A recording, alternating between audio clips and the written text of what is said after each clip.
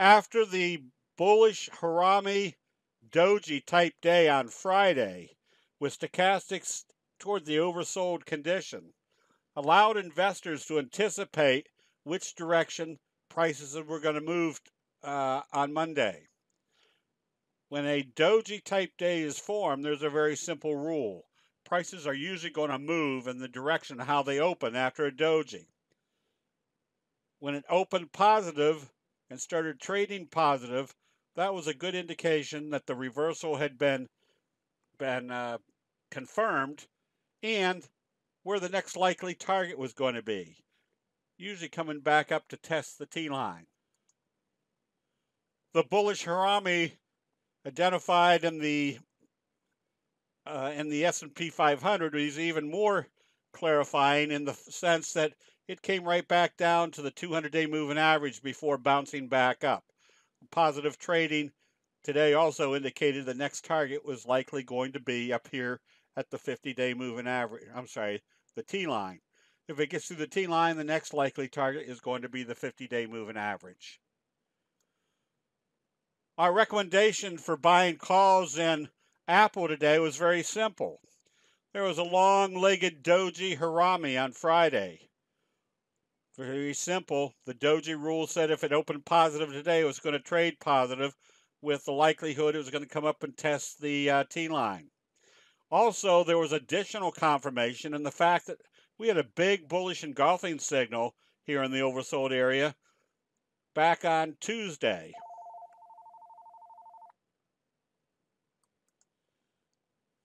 The visual aspects of candlestick analysis allow us to identify the bulls were coming in at this level.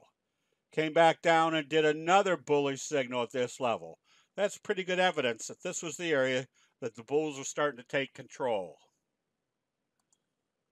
This allows for very high probability trade setups, as we can see in Amazon, a big hammer type signal that almost touched the 50-day moving average, and today there was positive trading, confirming the hammer signal.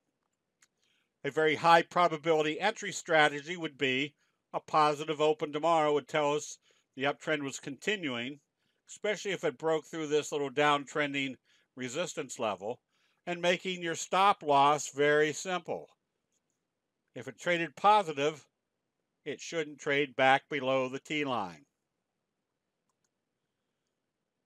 Because human nature works the same way time after time, it creates patterns that we can recognize as being high probability trade setups.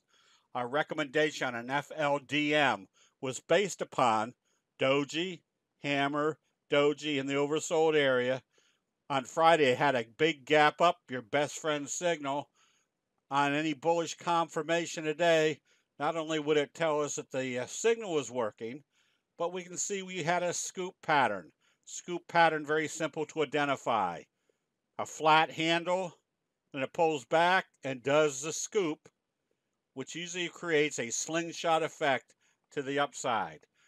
Once again, buying on positive trading today produces a high probability entry to a trade that might produce big profits in the very near future.